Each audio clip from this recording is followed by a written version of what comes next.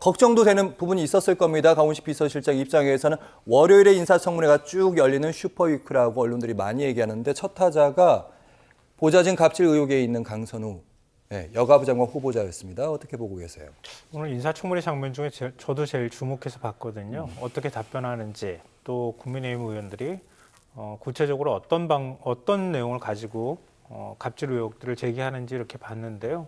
생각보다는 잘 대처하고 있는 것 같다. 이런 평가를 안 할 수가 없을 것 같아요. 예. 그러니까 갑질 의혹이 제기가 됐는데 예를 들면 해당 보좌진이든 보좌진이 그 내용을 폭로를 한 거잖아요. 언론을 통해서. 그 부분에 대해서 강선우 의원이 예를 들면 나는 그런 적 없다. 떳떳하다. 이런 식으로 대응한 게 아니라 일단 유감 표명을 먼저 했고요. 자기 부덕의 소치다 이런 식의 태도를 보였단 말이에요. 그리고 난 다음에 그런 부분에 대해서 이제 설명하려고 했던 것 같은데요. 예를 들면 이제 지금 의혹 제기가 된 게 집에 있는 쓰레기를 분리수거하라고 한다거나 버리도록 했다 이렇게 얘기를 하는데 지금 여당 청문위원들한테는 집에서 이제 그 가사일을 도와주시는 분이 있는 모양이에요. 또 아들이 장애가 있기도 하잖아요.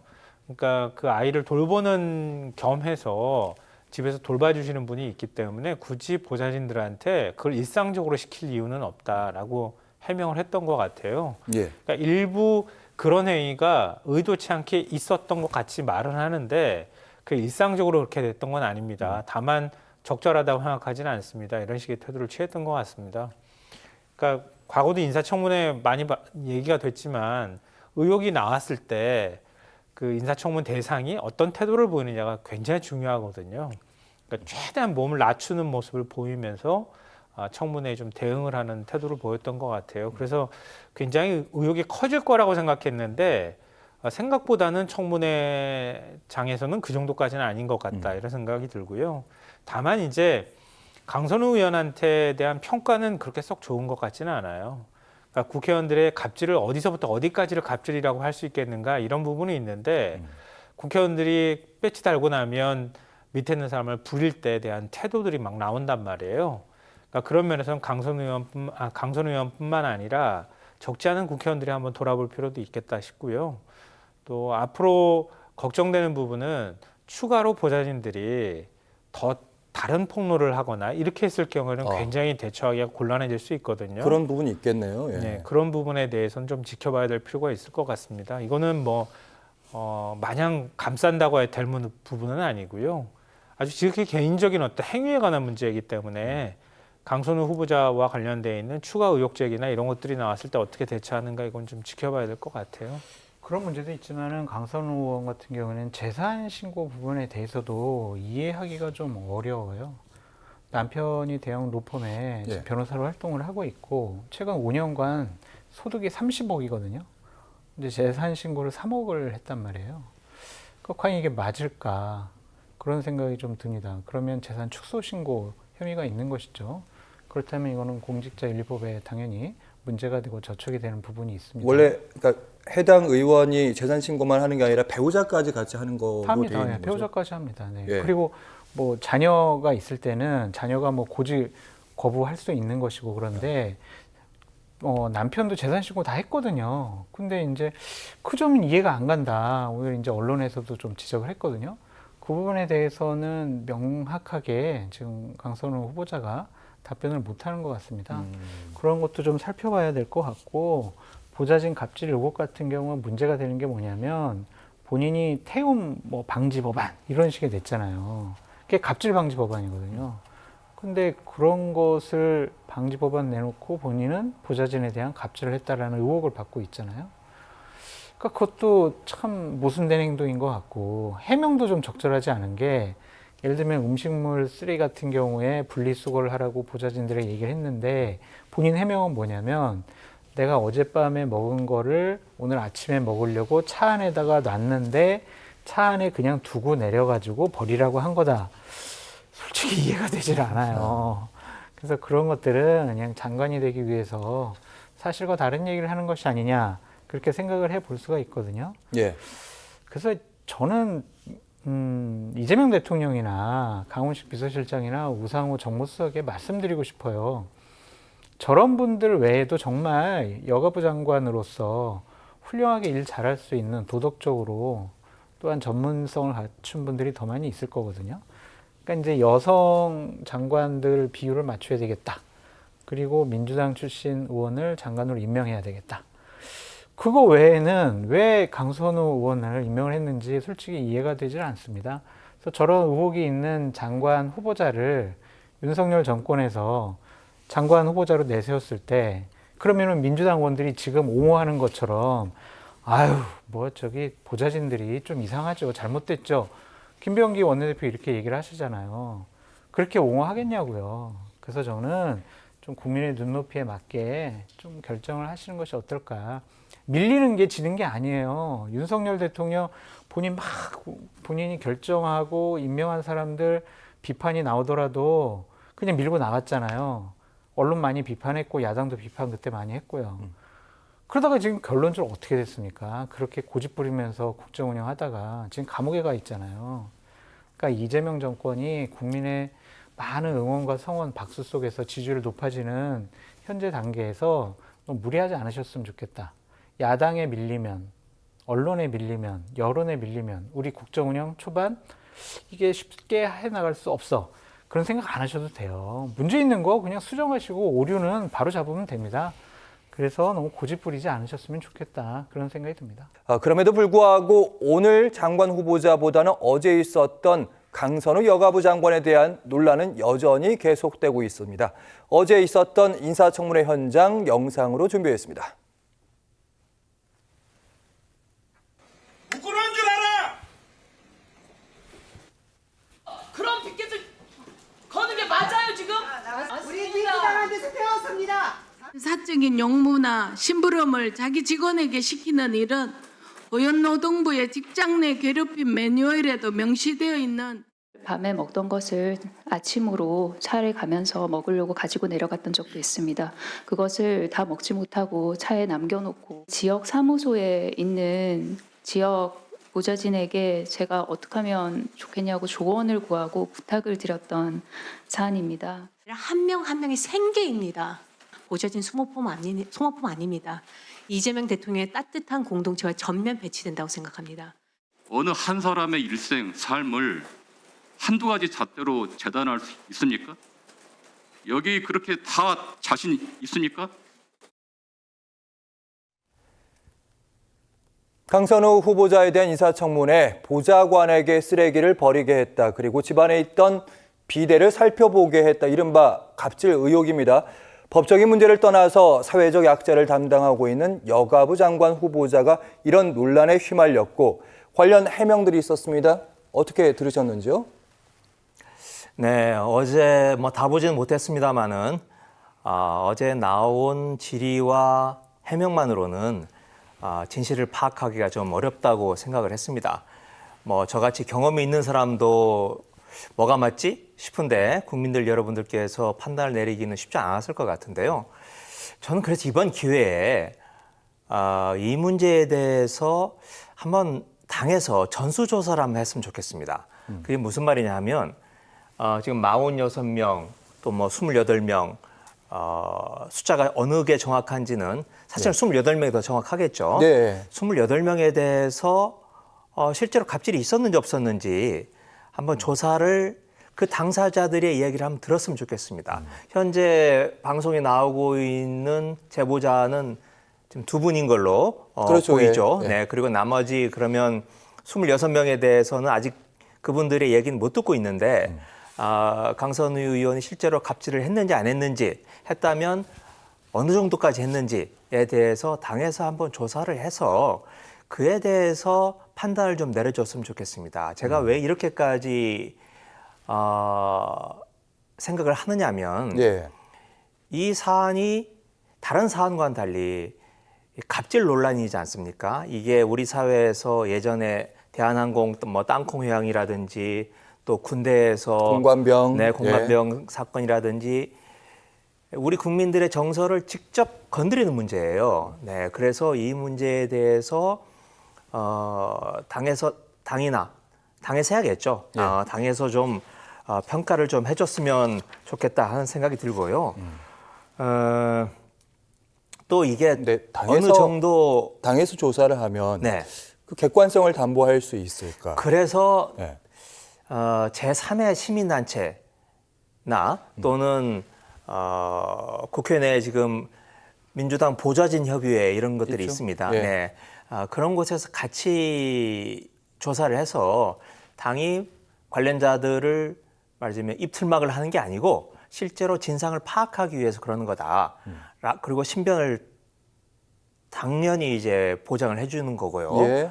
그런 상태에서 한번 당에서 내용을 쭉 들어본 뒤에 어떤 맥락에서 이런 이야기가 나왔는지 파악을 한 뒤에 그 내용까지 공개할 필요는 없겠죠. 공개하지 않은 상태에서 강선우 후보자를 계속 후보자로 밀 건지 아니면 포기를 할 건지 그걸 좀 결정을 내려주는 게 좋지 않을까 이렇게 생각을 합니다. 당 차원에서. 네, 당 예. 차원에서요. 그게 또 강선우 후보자 입장에서도 이 정도로 서로 그냥 갑론을박만 오고 간 상태에서 장관을 맡았을 경우에 다른 장관도 아니고 여가부 후보자 같은 경우에는 약자를 보호하고 약자의 권리를 지켜야 되는 그런 부처 아니겠습니까? 예. 이게 깔끔히 해소되지 않은 상태에서 장관 역할을 맡았을 경우에는 계속 그 꼬리표처럼 이 문제가 남을 거기 때문에 흔히 말하면 이제 갑질 장관이다. 그렇죠. 네. 그런 논란이 내내 따라 붙을 거기 때문에 네. 이번 기회에 물론 이제 그런 과정에서 시간도 오래 걸리고 본인이 겪어야 될 그 고초가 상당하겠지만 그렇지만 이번 기회에 한번 털고 가는 게 본인을 위해서나 또 이재명 정부를 정부를, 예. 위해서도 좋지 않을까 그런 생각이 듭니다. 어쨌든 당 차원에서 이 문제 본인이 결정하는 것보다 당이 결정하는 게 낫지 않을까 이런 아이디어를 주긴 하셨는데 네. 분위기는 좀 좋지 않습니다. 보니까 네. 쓰레기 버리는 문제에 있어서 네. 보좌관에게 쓰레기를 좀 치워달라. 거기에는 뭐 여러 가지 쓰레기들이 섞여 있었다는데 저녁에 먹던 거를 아침에 다시 먹으려 했고 본인의 해명이 이렇습니다. 그걸 가지고 이제 차에 탔다가 놓고 나왔다. 네. 그러다 보니까 보좌관이 치웠다.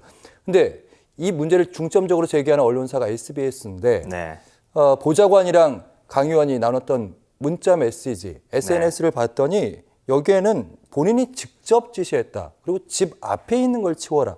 이렇게 지시한 걸로 나타나서 네. 거짓 해명이다. 이런 방향으로 가고 있어가지고. 네. 저도 그 뉴스를 보고 조금 당황스럽던데, 뭐 좋게 선의로 해석하자면, 강선우 후보자가 뭐 본인의 기억이 본인에게 조금 유리한 쪽으로 기억을 했을 수도 있지만, 그 건뿐만 아니라 지금 SBS가 보도한 내용을 보면, 그 두 명의 제보자가 네. 몇 달 동안 그 통화하고 문자 주고받은 내용을 확보를 하고 있다. 이렇게 지금 SBS가 보도를 하지 않습니까? 관련 보도의 마지막 문장이 그 부분입니다. 네, 저는 그게 그 뭐랄까 마음에 얹혀져서 이 문제가 그냥 그렇게 쉽게 넘어갈 수 있는 문제가 아니구나. 제가 전수조사를 제안했던 이유도 SBS가 이렇게 많이 가지고 있다면 이번 만약에 네. 이런 그림도 생각해 볼 수 있는데 만약에 이재명 대통령 오늘 이제 청문회 인사보고서 이 부분 채택이 안 될 겁니다. 근데 임명을 그렇죠. 했어요. 네. 거기에 대해서 SBS가 추가 보도를 내놓습니다. 네. 그것 때문에 진짜 낙마가 됐어요. 그러면 이제 그러니까요. 리더십의 제가 흠집. 그래서 이제 네. 그런 부분이 좀 걱정이 되는 건데 역대 정부에서도 인사 문제가 그 한 건의 문제가 아니고 어떤 특정 후보의 도덕성, 어떤 법률적인 유법성 그 문제가 아니고 왜 그 정부가 그 대통령이 그 후보자를 감싸지? 우리가 모르는 뭐가 있는 게 아니야? 라고 하는 식으로 국민들의 의혹이 증폭이 되고 한 단계 더 건너뛸 때 그때 이제 정부에게 큰 부담이 되는 거거든요. 그렇죠. 그래서 제가 이제 좀 전례가 없는 경우이긴 합니다만은 그 26명, 2명을 뺀 26명에 대해서 그분들이 지금 아무 이야기를 안 하고 있어요. 그 부분도. 그렇죠. 아니, 왜 보좌관을 지냈다면 네. 의원이랑 한 몸이 되기도 하고 존경을 받기도 하고 그러면서 네. 여러 명이 나와서 우리 의원님 그런 사람 아닙니다. 이렇게 네네. 해명 기자회견 그렇죠. 할 법도 네. 하거든요. 그래서 이제 그분들의 입장이 어떤 건지에 대해서 그냥 놔뒀다가 마지막 아까 SBS에서 추가로 그 2명의 녹취록이나 뭐 발언이 나올 수도 있고 그 26명 중에 또 누군가가 또 나올 가능성도 있기 때문에 그런 내용까지 한번 전반적으로 살펴보고 나서 뭐 그 내용을 공개할 필요는 없겠지만 한번 당에서 두루 살펴본 뒤에 종합적이고 최종적인 면밀하고 심도 있는 판단을 한번 해볼 필요가 있지 않을까 그런 생각이 듭니다. 강선우 여가부 장관 후보자에 이어서 가장 논란이 예상되고 있죠. 이진수 교육부 장관 후보자 인사청문회에 대한 관심이 큽니다. 모두 발언 먼저 듣고 오도록 하겠습니다. 저는 지난 36년간 교육자로서 대학에 근무하였고 지역 거점 국립대학의 총장과 국공립대학교 총장협의회 회장 등을 역임하면서 우리 교육에 대해 끊임없이 고민해 왔습니다. 그간의 경험과 고민을 바탕으로 이재명 정부의 교육 정책을 성공적으로 추진하는 데 최선을 다하겠습니다. 인사청문회가 진행되는 동안 국민 여러분과 여러 위원님 앞에 진실되고 성실하게 임할 것을 약속드립니다. 이진수 교육부 장관 후보자의 인사청문회에서 국민이 듣고 싶었던 이야기는 제자 논문 가로채기 의혹은 어떻게 됐는지였습니다. 최진봉 교수님, 이에 대해서 이진수 후보자의 답변은 이렇습니다. 연구 주제는 하나로 같긴 한데 연구의 설계부터 주도는 내가 했기 때문에 그 논문도 제일 저자는 나고 실험은 이제 학생이 했기 때문에 그 논문도 제자가 제일 저자로 올라가는 게 두 개가 맞다. 이런 입장. 이해가 안 됩니다.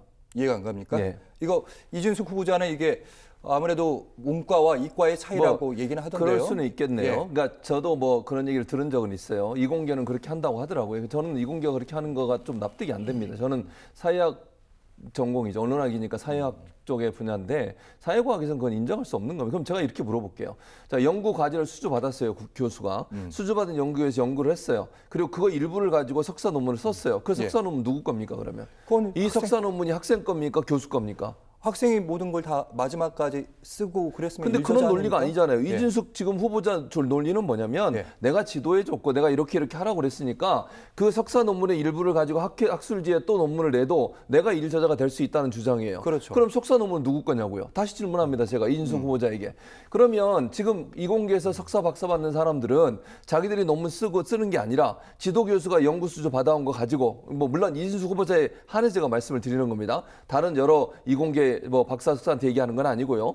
본인의 제자들은 그러면 본인이 연구 수주 받아온 거 가지고 연구하고 거기서 본인이 다 지시해서 연구했을 거 아니에요. 그렇죠. 그리고 나서 석사 논문은 자기 학생 이름으로 나갑니다. 그리고 그 논문의 일부를 발췌해서 논문을 학술지에 실었어요. 그건 예. 자기가 제1저자예요. 예. 누구 논문이냐고요. 제가 물어보고 싶어요.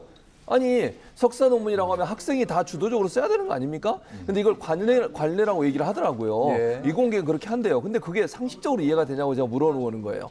아니 지도 교수가 주관을 해서 모든 걸 지시하고 모든 걸 다 해서 논문을 완성을 시켜요. 예를 들면.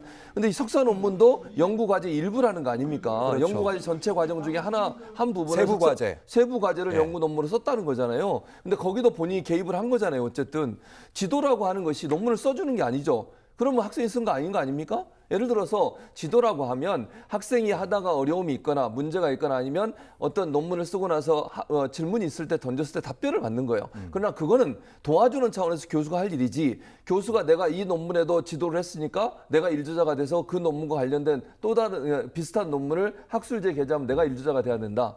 이런 논리라고 하면 이 논문은 과연 누구 거냐는 거예요. 저는 대단히 의문스럽습니다. 그러니까 저는 이런 생각이 들어요. 이공계가 이게 관례적으로 한다니까 제가 할 말이 없는데 저는 이공계에서 그렇게 한 줄 몰랐어요. 처음 알았어요, 이번에. 아니, 이 사회과학 쪽에서 이렇게 할 수가 없어요. 예. 지도 교수가 예를 들면 한 학생이 저도 뭐 석사 논문, 박사 논문 다 썼잖아요. 제가 쓰면서도 지도 교수한테 질문을 하고 지도 교수가 지도를 해주죠. 그러나 그 논문을 가지고 내가 다른 학술지에 게재도 안 할 뿐더러 만약에 한다 하더라도 지도 교수 자기 이름을 제1자로 넣지 않아요. 그건 논리적으로 맞지 않습니다. 그러니까 최진봉이라는 이름으로 박사 학위를 따면 네. 또 비슷한 논문을 학술지에 올리면 거기 그러지도 최진봉으로 않지만 쭉 가야 한다 된다는 하더라도 거죠. 내 이름으로 나가야 네. 되는 거 아닙니까? 제가 쓴 논문이잖아요. 근데 지금 이진숙 후보자의 말 들어오면 석사 논문도 본인이 같이 쓴 게 돼버려요. 그런 논리로 따지면. 네. 그런 거잖아요. 내가 기여했으니까 내 이름이 들어가야 된다. 박사 논문도 그러면 이진숙 후보자 밑에서 공부했던 박사들은 그 논문도 그러면 이진숙 후보자가 도와줘서 한 거니까 이진숙 후보자 논문입니까? 그건 아니잖아요. 그러니까 이런 논리로 따져버리면 저는 저렇게 해명을 하는 것이 과연 설득력이 있을까 의문이 든다는 말씀을 드리는 거예요. 네. 뭐 관례라고 얘기하니까 제가 이공계에 뭐 논문 쓰는 관례를 잘 모르긴 합니다만 제가 이공계가 아니어서 그러나 이런 설명과 논리라고 하면 석사나 박사들의 논문들도 거의 학생보다는 교수가 다 주도해서 했다는 논리밖에 안 되는 거예요. 학생을 더 곤란한 상황에 빠뜨리는 상황 아니겠습니까? 그럼 이건 누가 논문의 주체냐고요. 제가 질문하고 싶어요, 사실은. 저 이진숙 후보자한테. 그럼 이 논문은 누구 겁니까, 대체? 이런 질문을 던지지 않을 수가 없다. 그렇게 말씀드리겠습니다. 아무리 학계의 관행이라 할지라도 그렇게 된다면 이 논문의 주인은 누가 되느냐 이런 근본적인 질문에 봉착하게 된다는 그런 말씀입니다. 아마 오늘 이공계 학계에서 연구기관들에서 여러 입장도 내놓을 것 같은데 저희가 좀 더 살펴보기로 하겠고 이종훈 평론가님, 이재명 정부 입장에서 껄끄러운 부분이 흔히 진보적인 성향이라는 참여연대 그리고 정교조에서도 이진숙 후보자는 사퇴해야 된다 이런 입장을 내는 부분입니다. 네, 그렇습니다. 그래서 지금 크게 두 가지가 걸리는 겁니다. 그러니까 이 뭐 논문 제자 논문 표절한 거 그것도 논란이지만 이진숙 후보자가 과연 그 가지고 있는 교육 철학이라고 하는 게 진보 진영의 교육 철학하고 맞느냐 하는 거예요. 예. 자기 뭐 자녀 그 조기 교육 이슈도 그래서 논란이기도 하지만, 그러니까 이 진보 진영에서 그동안 추구해온 교육적인 가치 그런 거하고는 좀 상반된 삶을 살아온 거 아닌가. 이제 그런 인식이 하나 있는 거고요. 거기에 더해서 이제 이 제자 논문 관련한 이런 표절 의혹까지 이니까 부적격하다 이렇게 지금 보는 겁니다. 그래서 전교조에서 지금 다 들고 나선 상황이고. 보니까 모교도 둘로 갈렸어요. 그런데 중요한 거는 뭐냐면 민주동문회 쪽에서 부적 합의로 판단을 내린 거예요. 각 대학의 민주 동문회는 따로 있잖아요.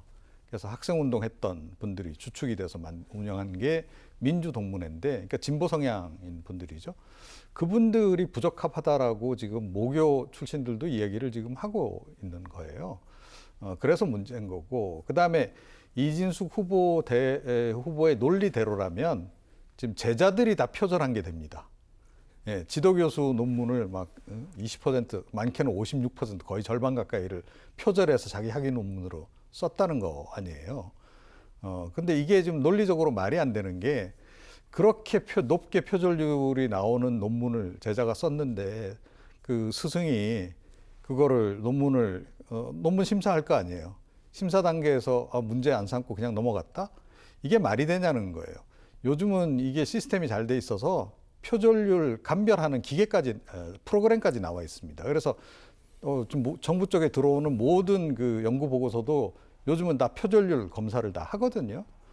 그러면 이제 몇 % 표절했다 이런 게 다 지금 통계 수치로도 지금 나오게 이렇게 돼 있는 건데, 이런 주장을 한다는 게 좀 납득이 가지 않는다. 그리고 연구 관행이라고 얘기를 하는데, 예를 들어서 이제 제가 아는 서울대 교수님들이나 이런 분들 보니까 대형 프로젝트를 받아오면 이제 석박사생들이 다 함께 같이 공동 연구를 하죠. 그렇죠. 예. 예, 이제 스승을 도와서 연구를 하고 자기가 논문을 쓰거나 학위 논문을 쓰거나 하면 자기가 맡은 분야 것만 쓰게 돼 있어요. 대체로. 예, 그리고 이제 본 보고서가 이제 결국 나오지 않습니까? 그럼 예. 본 보고서 내용을 인용하는 형태로 자기 논문도 이제 구성을 해야 되는 거예요. 교수가 종합은 하긴 하지만 네. 그 제자의 그 부분 논문을 갖다가 인용을 하는 형태 각주를 붙여야 된다는 말씀. 그리고 이제 네. 본인이 이제 보기에 그 제자가 쓴 그 논문이 참 괜찮다. 그래서 자기도 역할 한 바가 있으니까 같이 뭘 이제 내겠다라고 한다면 오히려 석사나 박사학위 논문이 먼저 나갔으면 그거를 인용을 또 오히려 해야 되는 게 맞는 거죠. 예, 절차대로라면. 그런데 지금 그렇게 안 해서 지금 문제인 거란 말이에요. 그런데다가 이게 좀 한두 건 그랬으면 실수로라도 그랬을 수도 있다라고 지금 보는 건데, 지금 모든 논문이 다 지금 이런 상황이라는 거예요. 그러면 이거는 상습범이라는 뜻이잖아요. 그러니까 지금 이제 교육 관련 단체 또 이게 특히 뭐 보니까 교육 관련 그 검증 단체에서조차도 부적합하다 이렇게 지금 판정을 내리고 있는 이제 그런 상황인 거죠.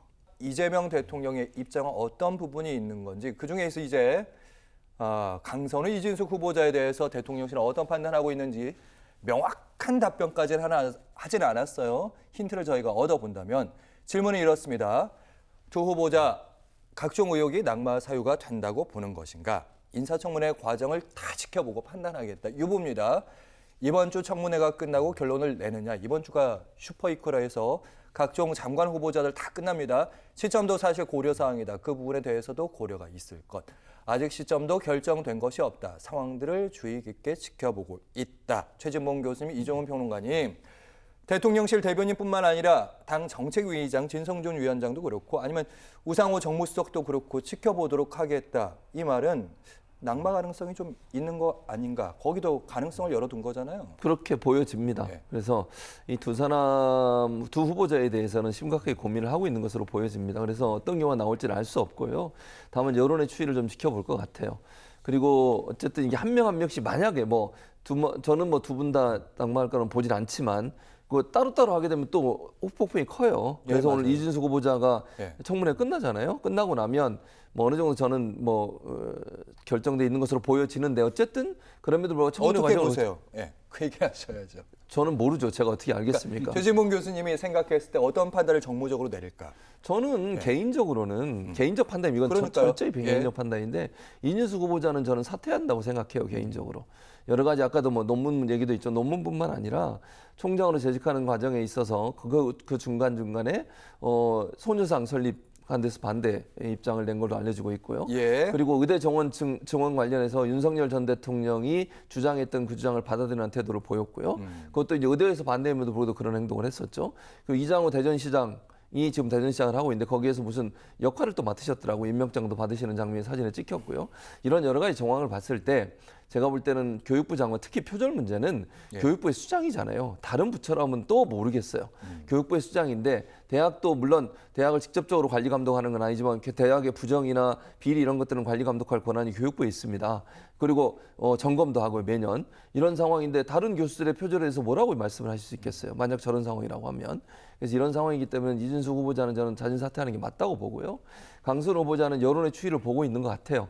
그래서 여론의 추이가 어떻게 흘러가느냐에 따라서 대통령실도 결단을 할 것 같은데 아직은 반드시 사퇴한다 이렇게 보진 않고요. 여론의 추이를 지켜보고 있다 이렇게 저는 말씀드리겠습니다. 이진숙 후보자는 조금 유력해 보인다 이런 말씀하셨는데 어쨌든 이종훈 평론가님 정치 컨설팅도 많이 하시니까 이재명 대통령의 입장에서 왜냐하면 이 인사들이 관련 뉴스가 또 나쁜 뉴스들이 더 더해지게 되면 이재명 대통령 입장에서 부담되잖아요. 네, 그런 거죠. 그러니까 둘 다 임명을 강행할 거냐, 아니면 두 사람 다 낙마를 시킬 거냐, 아니면 둘 가운데 한 명만 낙마를 시킬 거냐. 이걸 놓고 이제 고민을 하는 거죠. 어느 쪽이 덜 손해인가를 지금 고민을 하는 겁니다. 예. 그러니까 어떤 경우에도 여론에 이제 역풍이 불긴 불 거예요. 그러니까 설령 둘 다를 낙마를 시켜서 야당의 요구라든가 국민적 요구를 수용을 하더라도 검증을 사전에 잘못했다는 거기 때문에 결국은 이제 여론에는 조금 악영향을 미칩니다. 그래서 어느 쪽이든 악영향을 미치는데 그러니까 상대적으로 그 영향을 덜 미칠 카드 그게 뭘까를 이제 지금 고민하고 있는 것으로 그렇게 좀 보이고 제가 보기에도 이진숙 후보 정도 두 사람 다 아니고 두 사람 가운데 한 명 정도를 지금 낙마시키는 걸 고려 중이 아닐까 이렇게 생각합니다. 장관 후보자들 중에서 가장 논란이 되고 있는 사람은 아무래도 이진숙 교육부 장관 후보자 아마 수요일에 내일 열리는 것으로 알려지고 있습니다. 과연 모든 장관 후보자가 다 지명될 것인지 관계자들의 얘기 좀 들어보시면 그럴 수도 있고 안 그럴 수도 있겠다는 생각이 좀 듭니다. 먼저 큰 목소리 내고 있고 정책 결정권이 좀 있습니다. 진성준 민주당 정책위 의장. 국민 눈높이에서 소명이 안 된다면 고민해야 할 대목이다. 열어놓고는 있어요. 네, 그렇죠. 우상호 정무수석도 그렇고요. 정규재 전 주필. 이재명 대통령과 최근에 관계가 참 좋아졌는데 이 대통령이 이진숙 교육부 장관 후보자 내가 추천한 사람은 아니고 추천받았다 이런 얘기를 해서 정리하나? 이런 내심을 비쳤다. 본인의 해석입니다. 네. 김의겸 의원님. 다 가는 겁니까? 아니면 둘 중에 한 명은 낙마할 가능성이 있습니까? 아니면 둘 다 안 될 수도 있습니까? 글쎄요, 뭐 그게 한 명이 될지 두 명이 될지 알 수는 없습니다만은 어떤 뭐 특정 후보자를 말씀드리고 싶지는 않고요. 과거 정부에도 그 정권 초기에 초대 내각이라고 할 수 있겠죠. 초대 장관들을 임명했을 때 다 통과된 경우는 없었습니다. 문재인 정부 때도 제 기억에 한 3명 정도가 낙마를 했었고 네, 맞습니다. 후보자로 네. 지명을 했다가 네. 심지어 윤석열 정부에서도 우리 고집불통으로 평가받고 있는 윤석열 대통령 전 대통령도 네 명쯤 4명 된것 정도가 같아요. 예. 낙마를 했습니다. 그래서 뭐 한 명도 낙마시키지 않겠다. 이렇게까지 할 필요는 없다고 생각을 하고요. 이제 결국은 이제 국민 눈높이에서 봐야 되는 건데 지금 이번 주가 이제 다 인사청문회를 하지 않습니까? 슈퍼위크라고 하더라고요. 네, 슈퍼위크라고 하는데 그 17분 되는 분들을 한번 청문회를 지켜보면서 그분들의 소명도 들어보고 그 중에서 도저히 좀 국민들이 납득하지 못한다라고 싶은 분들에 대해서는 이건 상대적인 문제이기 때문에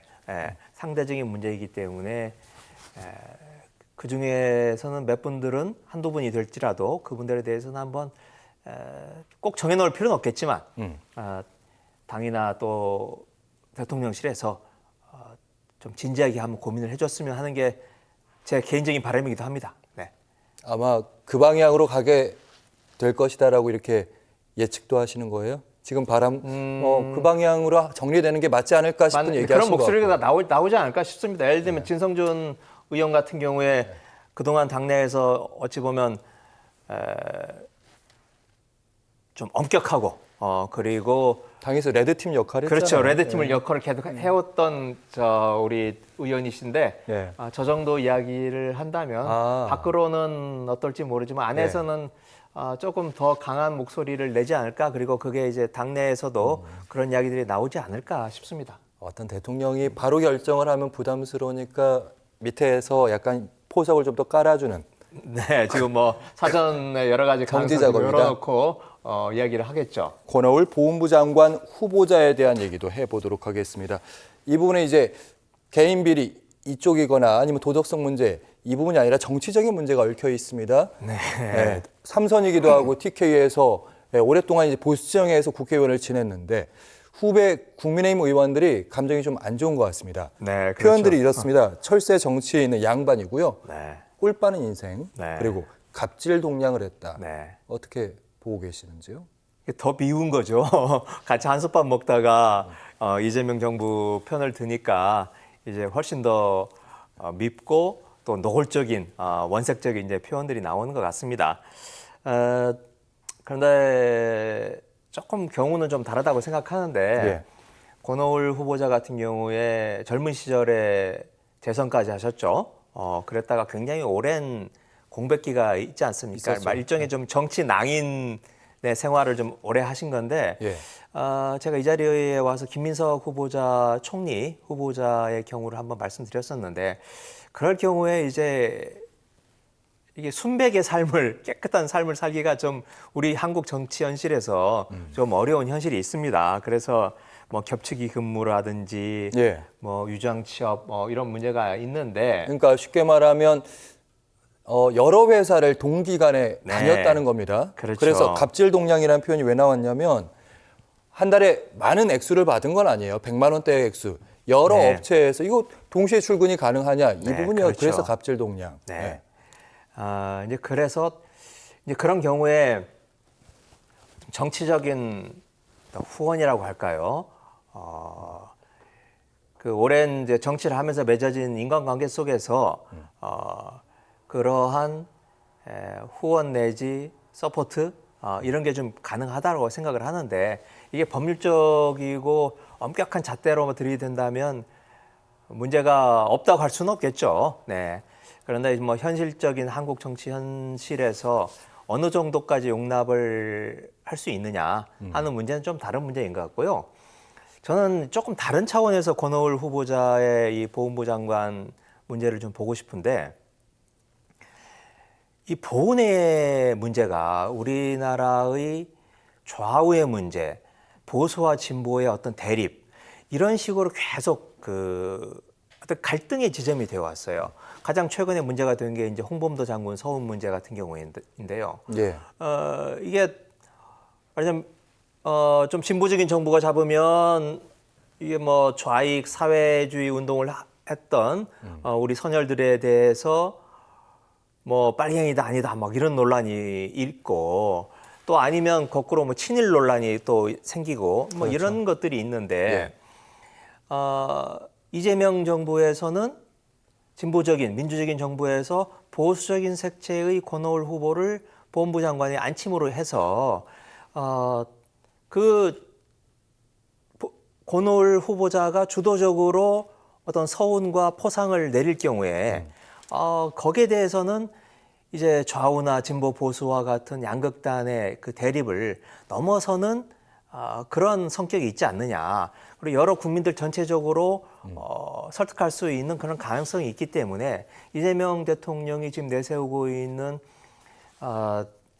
이 통합, 네. 협치, 여기 정신에 맞는 그런 후보자로서의 성격이 저는 있다고 생각을 합니다. 그래서 그런 점을 좀 주의 깊게 좀 더 좀 봐주셨으면 하는 그런 생각이 듭니다. 네. 뭐 개인의 뭐 크고 작은 흠결이야 있겠습니다만은 조금 더 큰 대국적인 마음을 좀 봐주셨으면 하는 생각이 좀 듭니다. 알겠습니다. 겹치기 근무에 대해서 본인은 비상임이었기 때문에 출근은 계속해서 하지 않았지만 어쨌든 일은 제대로 했다 이런 입장이었고요. 상대적으로 관심은 좀 떨어졌지만 검찰개혁 문제가 있는 정성호 법무부 장관 후보자에 대한 인사청문회 내용 저희가 또 다뤄보도록 할 텐데 여기에서는 강선우 장관 후보자나 그리고 이진수 후보자 장관 후보자와 다르게 도덕성 문제는 좀 보이지 않았고요.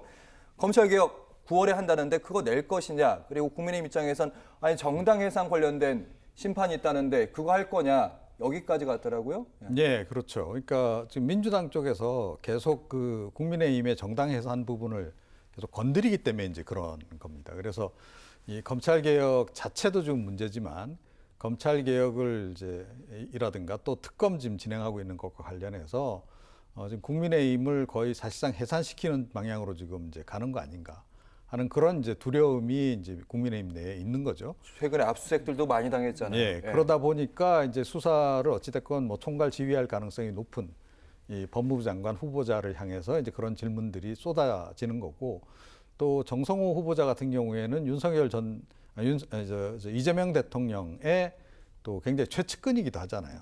그래서 친명계 뭐 좌장이기도 하고 그러니까 더욱더 지금 이제 공세를 강화를 하는 건데 제가 보기에는 이 공세를 강화하는 이면에는 약간 좀 우리 좀 봐줄 수 없겠냐 하는 것도 좀 담겨 있는 게 아닌가 그런 생각이 좀 이제 들기도 합니다. 미리 사전 정지 작업이다. 앞으로 벌어질 일에 대해서 국민의 입장에선 이런 말씀 들었고요. 그리고 이번엔 고용노동부 장관 후보자 얘기도 해보도록 하겠습니다. 김용훈 장관 후보자 현직 기관사 출신에서 장관 후보자까지 올라간 상황인데 국민의힘 의원들의 질문은 대북관에 대한 부분이었습니다. 주적이 누구인가 이 부분이었는데 일단 국방장관 후보자에서 그리고 통일부 장관 후보자에서 주적 북한 맞느냐 이 얘기 나오는 건 이해가 됐는데 고용노동부 장관 후보자에서 주적이 북한이 맞는가? 그러니까요. 예. 그런 질문을 하는 건 좀 적절하지 않다고 생각해요. 고용노동부 장관이면 노동정책이나 그다음에 고용정책 이런 부분들을 잘 할 수 있을지를 검증해야 되지 않겠습니까? 이념이나 사상에 대해서 검증하는 자리가 청문회는 아니니까요. 그래서 저는 이런 질문들을 가지고 시간을 허비하고 또 야당 의원들이 퇴장을 했더라고요. 그건 부적절하다고 저는 생각해요. 그래서 문제가 있으면 뭐 지적은 할 수 있죠. 그런 한 번 정도 물어볼 수 있지만 이걸 계속 물고 늘어지면서 그전에 민주노총 위원장 하면서 위원장으로서 역할을 하다 보면 여러 가지 일을 할 수 있잖아요. 그 역할에 대해서 뭐 대적관이나 이런 거 가지고 문제를 삼는 것은 김정일 위원장 사망했을 때 조문 가는 것 때문에 그렇죠. 방북 신청했다는 거잖아요. 근데 결국 허가도 안 났어요. 못 갔어요. 가지도 않았고요. 그런 거 가지고 문제를 삼는 건 적절하지 않다고 저는 생각합니다. 그러니까 고용노동부 장관이니까 고용정책이나 아니면 뭐 4.5일제라든지 뭐 이런 걸 물어봐야 되지 않겠어요? 그런 부분들에 대한 전문성이 있는지 없는지를 검증하는 게 맞다고 생각하고요. 불법적인 행동을 하지 않는 이상 본인이 사상적으로 자유를 누릴 수 있는 자유는 있는 것이니까 그거 가지고 문제를 삼아서 퇴장까지 하는 건 너무 지나친 행동이라는 생각이 들고 좀 이제 청문회가 그 분야의 전문성이 있는지 없는지를 차근차근 검증하는 그런 자리가 됐으면 좋겠다. 너무 여야 정쟁으로 흐르거나 본인들의 정치적 입지를 강화시키기 위한 어떤 그런 장으로 활용하는 것은 국민들의 크게 설득력을 얻기 어려운 그런 상황이 아니겠나 이런 생각이 듭니다. 최진봉 교수님, 예. 민주당에서 이렇게 의심하고 있더라고요. 지금 보니까 국민의힘 의원들이 한창 이제 청문회 하다가 어떤 걸 하나를 시비를 잡고 꼬투리를 잡아서 결국 청문회를 파행으로 끌고 가서 결론이 이제 인사청문회 보고서까지 채택하지 않게 되면 나중에 이렇게 신문 헤드라인이 이렇게 나가잖아요. 이재명 대통령 누구누구 후보자 임명 강행 예, 이걸 그렇게 노린다는 나가죠. 거더라고요. 그렇죠. 그러니까 청문 보고서 채택 안 하고 임명된 장관 몇 명 이렇게 나가는 거죠. 물론 그 기록은 윤석열 대통령이 훨씬 많지만 그래서 이런 것들을 그러니까 국민의힘에서 왜냐하면 이게 의심이 되는 게 전재수 후보 같은 경우도 분위기 좋았어요. 제가 표현한 제 표현으로 그냥 청문회 과정에 별 문제 없었거든요. 근데 갑자기 송원석 원내대표가 하지 마라고 얘기했다는 보도가 있더라고요. 그래가지고 안 해줬어요. 보고서 채택을. 예. 아니, 그러니까 이게 좀 이상하잖아요. 아니, 뭐 예를 들어서 논란이 많은 후보일 경우는 그럴 수 있다고 쳐요. 예를 들면 뭐 이진석 후보자든 강순 후보자든 이런 후보자들에서 뭐 그렇게 할 수 있다고 보지만 청문회 과정에서 별 큰 문제도 없었고 도덕적으로 문제가 있는 사안이 나오지도 않았음에도 불구하고 청문 보고 채택을 반대하고 뭐 계속 보이콧하고 이러면 그건 결국 나중에 정치적 공세로 활용하려는 의도가 있지 않나는 비판을 피할 수 없는 거죠.